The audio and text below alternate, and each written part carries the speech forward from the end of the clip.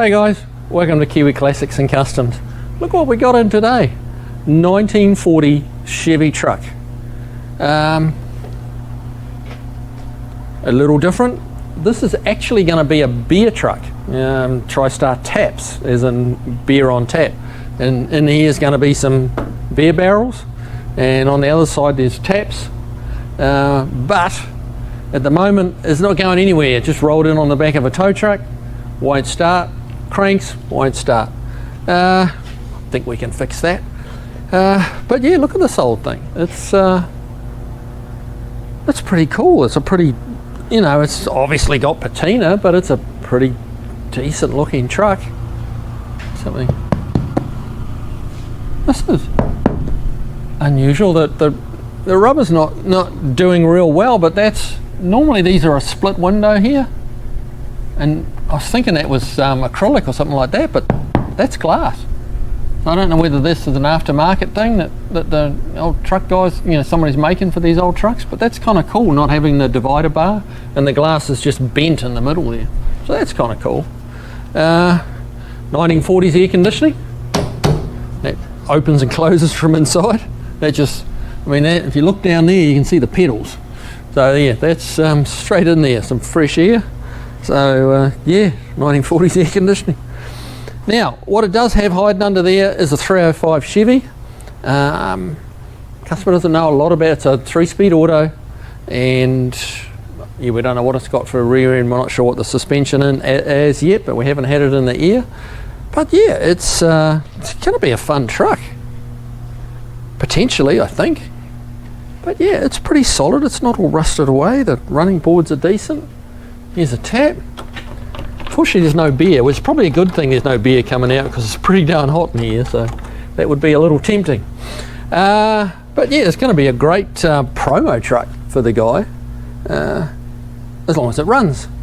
That's kind of a key factor, isn't it, Steve? Yes. It's got to run.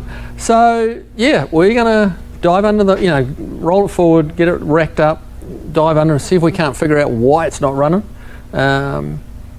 And it's just a matter of pouring a bit of fuel down and see if it starts. He's a little iffy about whether it's got gas in it or not, because it ran out, he put a little bit in, his fuel gauge not working anywhere near accurately. He never really knows how much gas he's got in it, so kind of leaning to thinking that's some sort of an issue. So, but we're going to dive into it and back in a second. Okay. We got it running. It's pretty straightforward. Effectively it was out of gas. But it wasn't that the customer may have run it out of gas. His fuel gauge was not working properly, so he did put some more gas in it. It still didn't want to run. Now I got it running. I put a bit of fuel down the carburetor. It fired up. Checked out the fuel filter. It was absolutely chocker with just rusty crap. Put another fuel filter on it. Bit more fuel down the carburetor, cranked it, it's picked up fuel and it's running quite happy. Checked the timing, just checked over a few basic things, but it's a good runner. And I think it just, between having run out of gas and having just a blocked fuel filter, it was just brown. Yeah, it didn't even look like gasoline, it was just like a brown syrupy water that came out of it. It was a mess. So new filter, that's probably going to need to be changed a bit regularly. It's got the original old tank in it, so we're going to dive into that in a little bit and try and get that fuel sender unit working properly, and so at least you've got a better idea. It ran out when it appeared to have run out when it had 2/3 of a tank. So yeah, but yeah, that's it. So it's a runner, which is good. Didn't take long. Let's get her up in the air and see what lies beneath. But yeah, it's not a bad looking old truck. You can kind of see someone's put the late model booster and master on it, tucked in over there. If you can see it, it's a bit hard to see, not much light in there. But yeah, I'm guessing they got a Nova or something like that, maybe a Camaro, I don't know, something GM, and just got the whole clip. They put the steering column in it. It's got the tilt column, key on the column type deal in there. The later model power brakes. Yeah, just a complete front clip by the look of it. So not a bad option. One of these, kind of like what we're talking about doing on that Studebaker that I had here a few weeks ago. So yeah, all right. Let's they can stay open, but yeah, let's get it up in the air.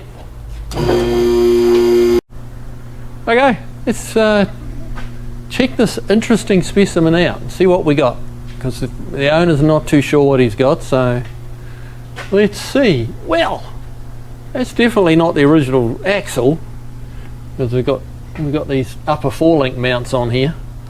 Yeah, that's okay. It's been, you can see where they've changed it. You know, there's some welding around here where they've welded the mounts of some description on here to get that all working, so that's fine. There's no e-brake hooked up whatsoever. We've got, that's the brake line. That's not ideal. Chassis looks pretty solid. Obviously someone's put a new wooden floor in it. That's, you know, part of the beer setup. This is a little concerning. We got a real groove developing in the tyre there, and I bet you if we look up, it's rubbing up here somewhere. Yeah, up here. She's rubbing there. You see these little dots of rubber, like it's been doing a burnout, which it kind of has, but with the sidewall. So when the suspension goes up, this is contacting here. So we're going to have to do something about that. Probably just some spacers will address that, I think. So yeah, so what else have we got going on under here?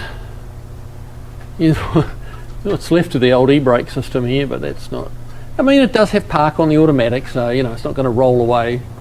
But it's nice to have an e-brake. There's a reason they put them in pretty much every car produced. So yeah, moving to the front, it's actually a pretty solid truck. The floors and cab corners look decent. This is the cross member out of some other vehicle. You can see they've got it bolted here with one bolt, and these points didn't quite make it. But that's pretty beefy cross member. That'll work. You know, it would have been nice to put a spacer in here and actually bolt it through there as well, but not compulsory. What else have we got going on? So coming up here, this is where it turns into later model Chevy. Obviously we got the 305 in here, and I'm going to take a guess. Someone can correct me if they recognise it, but it's probably a Nova or something like that kind of front clip that they've grafted in, which is not a bad option. Gives you independent front suspension, power. Is this thing power steer? Yep, power steering. So you know it's modernised it a lot, which is nice. You can see if you come around here, Steve, you can kind of see up here where they've spliced it. This doesn't instill me with a lot of confidence, I'll be honest. I don't think I'd call it an interstate cruiser. You know, there's just air gaps here. Some of the welding it's stuck. And obviously you can tell by looking at it, it's been in there quite a while, so it's not like it's going to fall off the first, you know, the front clip's going to fall off the first pothole you hit, but it's been there a while. But it's I think I'd have put a little bit more time into the welding if it was mine. What do we got on the side? Kind of a similar setup. That's a plate. They've kind of spliced plate there. That's where the end of the front clip is, kind of here. We've got a splice plate in here.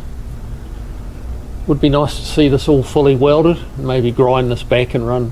These welds are looking very porous. It could well be one of those flux core type MIG welders that they've put this in with, which many of you know I'm not a fan of those things. But yeah, it's been in there a while, so I guess, you know, and it's hanging in there, so I guess you shouldn't be too hard on it.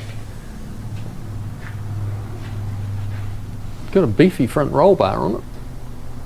This is different from one side to the other. We got a big bend going on here. quite sure what's happened there, but that could ideally be addressed. We did kind of yard drove it once we got it fired up, and it seemed to steer all right. The tyres are wearing a little, getting a little bit of feathering that way, so it's probably towing out a little bit, which is surprising given that I would have thought would have made it tow in, but it's the TED wear doesn't really indicate that. But yeah, pretty solid old truck. But yeah, just could do with a little bit of love, and I think if the customer's going to keep this long term, there could be some progression stages done on it. The other thing I meant to mention, I don't know how many of you noticed it, and I did notice it, I just didn't mention it. There's no rear shock absorbers at all. Like at all. There's some mounts here where it had them once upon a time, but there's no mounts up the top anywhere.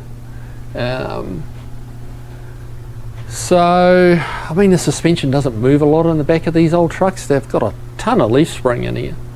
But it's got to, if that gets a load in it, it's going to be a bit bouncy. So that's something we'll look at, and it's not going to be terribly hard to do.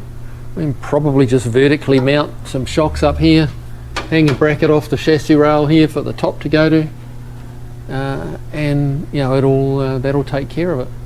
So, but for right now, it was get it running so that it will keep running, which we've done. So yeah, let's actually take it down the road and see what we got. We'll take it for a little short, slow cruise and see what it does, see if it inspires some confidence, and we'll go from there. All right, back in a second.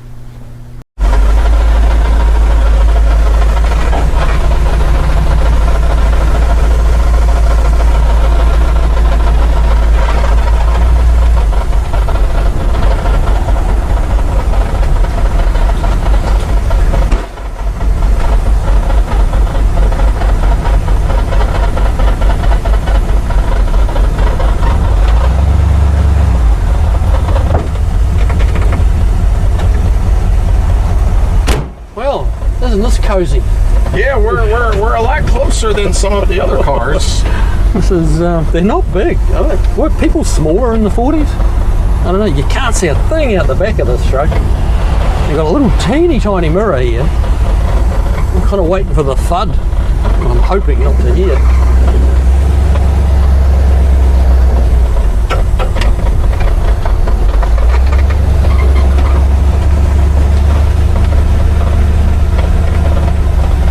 Know nothing about how this thing drives or stops, so we might just car park drive it for a moment.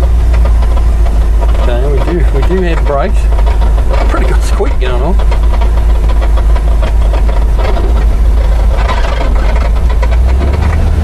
Wow, this thing's got a fantastic tuning circle. Yeah, quite how much of it really turns tight. It's crazy. Like, yeehaw. It'll be good for parking at his events. Alright. We're going to lap a different direction just for a change. Let's see the back of this thing. Golly. Oh, that's our napper man there. Better pull over and grab our napper parts. Hey, bud. Hey, we'll take it. We're going for a test drive. Perfect timing. Right, try that again.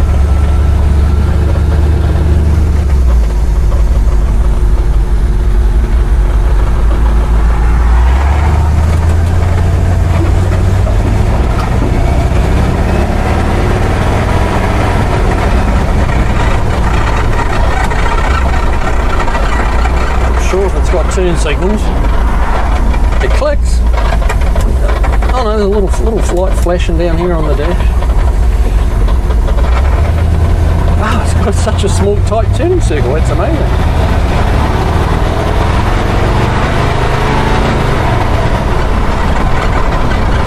go too bad, really, does it? It squeaks like an old squeaky thing.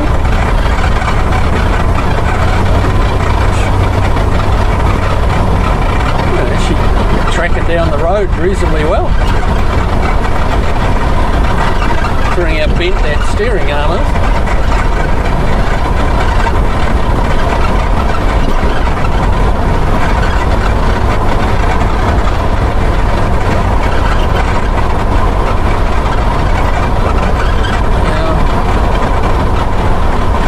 Yes, I'm driving with my left foot hovering over the brake because I'm not what you'd call confident in this truck just yet. So I don't know whether you can see my foot, but I get a lot of flack about left foot braking. But I just want to be ready.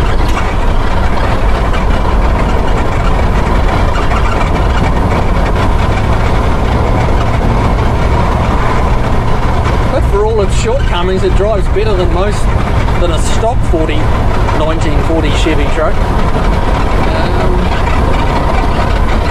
It's a little bit nervous under the steering, but I think that's an alignment issue. Now keep in mind, this car is just going to be for driving to events and serving beer. So, you know, if he wants to make it nicer, he can progressively do that as the money comes in from his little earner. But yeah, I've got no speedo, so I don't know how fast we're going. I'd say we're doing 40. And it's behaving okay.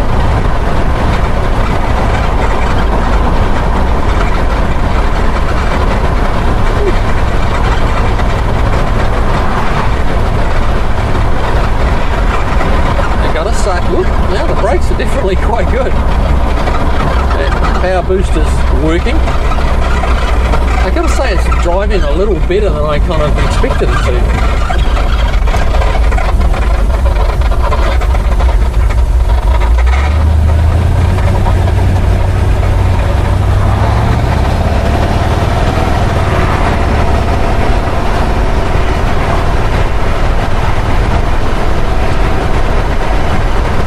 Yeah, not a bad old truck. There's room for improvement,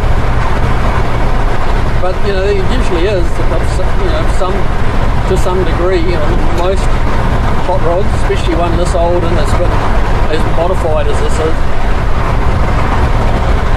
yeah, I think it'll get the job done that's required of it, like right now. Would I drive it to Florida? No, I wouldn't. But would I drive it to Nashville on the back roads? Not the back roads, but just not the interstate. You know, to sell some beer? Yeah, I would. And people are going to love it. People are just going to love it. It's going to be great for its intended purpose. So, you know, that's not a bad thing. Not sure how you open. There should be a little crank handle here to open that 1940 air conditioning, but yeah. What do you think, Steve? What's your take on it? One of the things I was just thinking about is it's not terribly hot in here. You know, I have the window up to keep the noise down. Right. But that vent is doing really good. Yeah. It's not really awful. And this is a hot day. It is a hot day, yes. No, it's really not too bad. Alright, well, I'm going to call it a win. You know, it still needs some work, and the guy's going to get to that, you know, budget permitting. But we've got it doing what he needed it to do, which is, you know, get him from A to B. So, there you have it. Alright guys, see you on the next video.